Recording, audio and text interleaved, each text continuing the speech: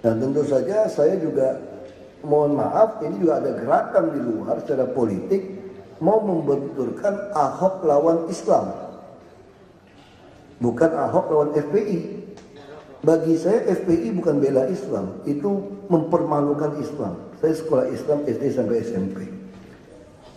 Nggak ada Islam yang seperti itu. Kalau menurut saya seperti ini, jelas. Dan saya juga tidak mau negosiasi ketemu untuk orang-orang seperti itu. Tadi saya didatangin dari orang yang kerja di lapangan. Kita lagi membongkar banyak rumah bagus-bagus sepanjang sungai, di jalan inspeksi sungai. Saya bilang sama beliau, kalau mau sopan, mau santun kita di Jakarta, harusnya rumah-rumah di jalan inspeksi sungai itu sudah 30 tahun, 40 tahun dibiarkan. Layak nggak kita bongkar? Itu terlalu kejam kalau saya katakan. Terlalu tega banget. 40 tahun dia udah jual beli rumah beton permanen bagus-bagus. Terpaksa kami bongkar. Karena itu mengganggu, mudaratnya lebih banyak daripada manfaatnya itu gara-gara itu. Jadi mau tidak mau kita harus tegakkan aturan. Lalu bagaimana FPI yang jelas-jelas melanggar konstitusi mengatain saya orang ditolak jadi gubernur karena suka makan babi segala macam. Lalu kita mau nego damai dengan dia, ya tidak bisa. Saya tentu juga saya depan Bapak Ibu, saya juga mohon maaf orang bilang saya terlalu kasar. Ya saya kira kasarnya di mana juga memang repot. Saya ya seperti istilahnya induk ayam atau induk burung elang, membiarkan anak elang terbang itu tujuannya untuk membina dia. Nah sama seperti saya dituduh melarang hewan kurban. Padahal saya sendiri keluar duit beli hewan kurban. Bukan di Jakarta loh, dari Belitung. Dari om saya. Om saya tuh sampai ditanya dari orang, kenapa kamu nggak mau masuk Islam saja? Sudah sering bantu. Ini om saya nggak sekolah. Dia bilang, saya tertarik sih, dia bilang. Cuma saya masih, ini cerita jangan tersinggung ya. Ini om saya ini dia orangnya tulus. Nggak sekolah ini.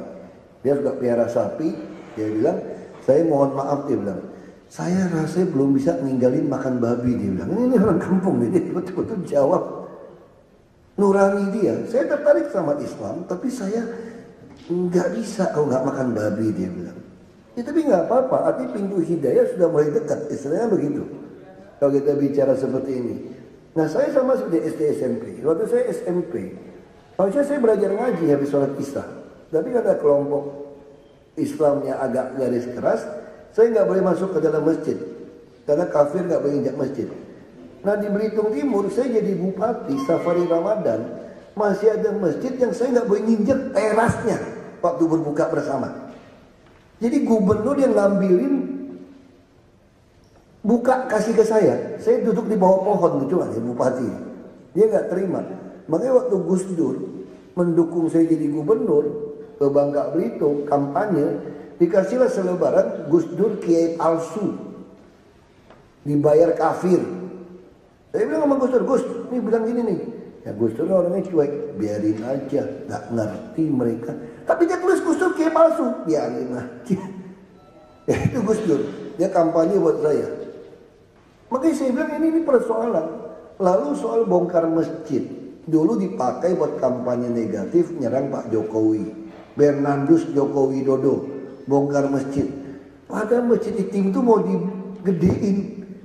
Sama kayak, mana ada sih orang mau bongkar, mau bikin gede masjid yang lama nggak dibongkar dulu. Jadi masalah sekarang isu itu dipakai buat saya. Dan yang lebih kurang ajar lagi saya bilang, ini naik haji jadi nyebarin fitnah. Hampir semua delegasi jemaah dari Jakarta, ini gara-gara gubernur kafir ini, uang jatah makan semua dihilangkan. Padahal uangnya ada. Tanya sama Bapak Budi, kita tulis surat kepada Mendagri melarang. Asal ada izin Menteri Agama. Kami tulis surat kepada Menteri Agama.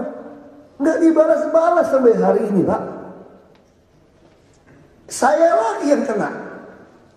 Lalu soal korban, saya sama Pak Sekda, kita menyediakan jalan tenaga listrik di Tanah Abang. Maksudnya kalau potong korban di jalanan segala macam, sekarang kan lagi banyak penyakit. Kita ngeri kalau sampai ada penyakit rabies atau apa, orang meninggal. Islam juga ngajarin kebersihan. Di Arab Saudi motong hewan itu diatur sedemikian rupa, nggak boleh dibuang sembarangan karena sekarang penyakit lebih banyak. Kita aturin mereka jualan di telis, jangan potong di jalan, jangan sembarangan, nanti bisa cemar kemana-mana penyakit. Bilang saya melarang, padahal instruksi gubernur Ingup itu dari dulu juga sama isinya, nggak ada yang beda. Cuma sekarang yang tanda tangan saya jadi masalah. Jadi memang saya lihat ini ada gerakan. Saya baca kok laporan Intel ke saya cukup baik. Mereka udah bilang ini kelompok politik sebetulnya tidak terima saya jadi gubernur.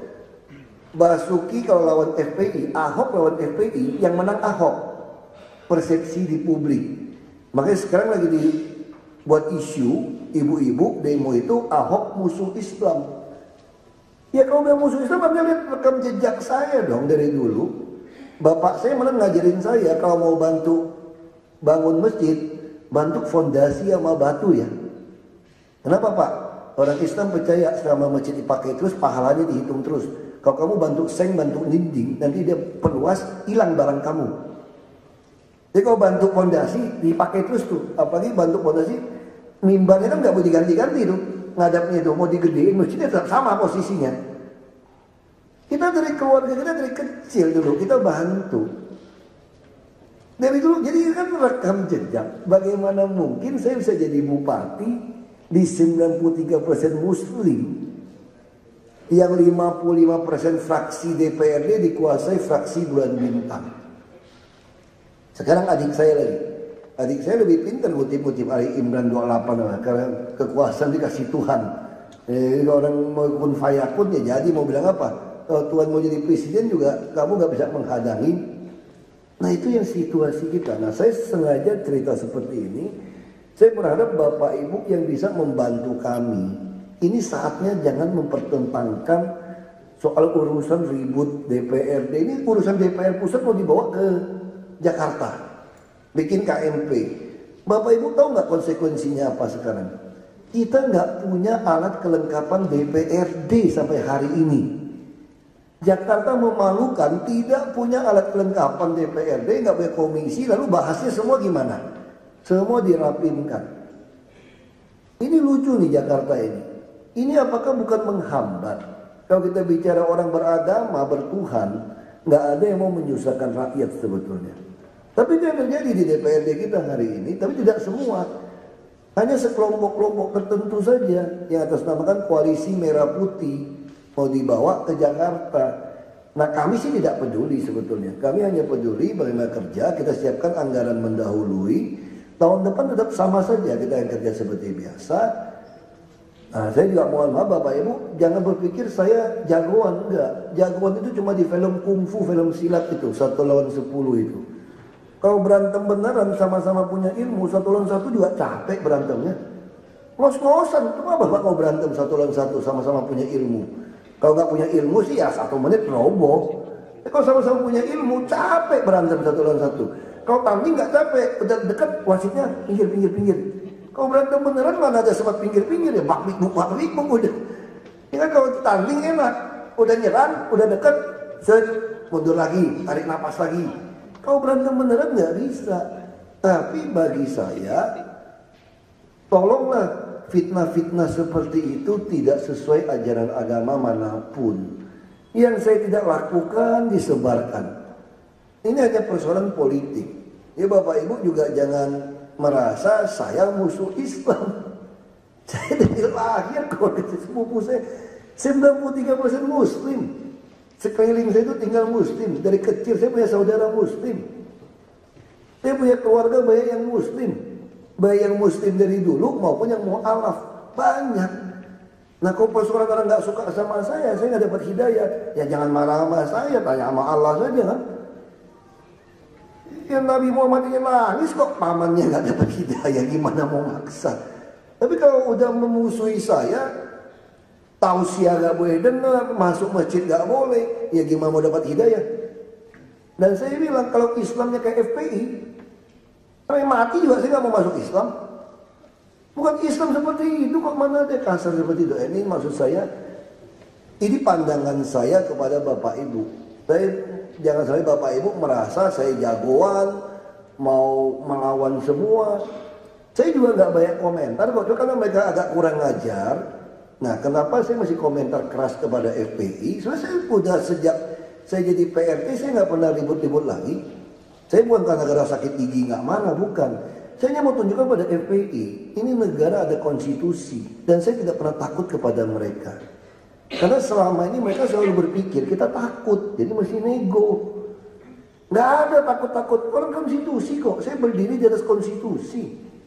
Kita hidup bernegara ya taat kepada konstitusi, taat kepada ajaran agama. Itu yang saya mau sampaikan. Dan sekali lagi mohon maaf Bapak Ibu, kalau selama Bapak Ibu menganggap saya kurang santun, ya saya mohon maaf gitu. Menurut saya, ya ini relatif, santun nggak santun sih relatif gitu ya. Pak Jokowi juga santun. Tapi kalau udah ngomong sama saya, dia bilang, bagus, terusin. Ya, susah kita ngomong santunnya gimana versinya kan. Jadi kalau saya nggak ada beliau lagi, saya nggak mau lagi ribut-ribut. Saya tanda tangan aja, nggak senang ya staffin aja. Ini yang situasi itu. Tapi yang penting bagi saya, Bapak Ibu bantu kami di DKI, anak-anak remaja pemuda itu didorong untuk bisa masuk kegiatan di masjid-masjid. Karena hasil survei, anak-anak muda remaja yang bermain di rumah-rumah ibadah itu rata-rata berhasil jadi orang, kira-kira gitu. Ini kunci sebetulnya. Dan kita ini mayoritas muslim, masjid begitu banyak. Nah kita mesti dorong supaya anak-anak remaja pemuda kita itu anak-anak masuk. Kita akan bangun banyak PAUD di taman-taman, jadi para relawan bisa mengajar. Orang kalau nggak takut sama Tuhan, nggak ngerti firman Tuhan, nggak ada harapan bangsa ini. Saya kalau ditanya dari anak muda, apa rahasia berhasil Bapak? Saya selalu katakan, rahasia pertama, Anda harus disiplin. Itu kunci, mau atlet, mau apa, disiplin. Dari Bang Bang. Yang kedua apa? Saya bilang Anda harus taat kepada aturan. Mereka masih nggak puas. Lo gimana Pak kita bisa berhasil, bisa mengalahkan orang lain? Anda harus mengenal sang pencipta Anda. Bagaimana hubungan dengan pribadi dengan dia. Maka Anda akan menjadi orang yang kreatif. Kenapa? Akan menciptakan banyak hal. Karena Anda berhubungan dengan sang pencipta. Bahasa Inggrisnya bagus. Kreator dengan kreatif. Hari ini dunia kita bukan berbicara era industrialisasi lagi. Tapi berbicara siapa yang bisa menciptakan produk-produk yang kreatif.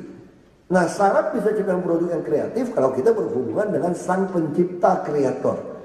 Saya bilang itu kuncinya. Nah kalau anak-anak kita tahun 2025, 2028 bangsa kita akan menerima namanya bonus demografi. Umur yang kerja lebih banyak.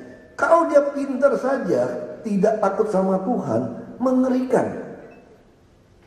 Mengerikan sekali bangsa ini. Nah saya bilang ini adalah tanggung jawab kita bersama.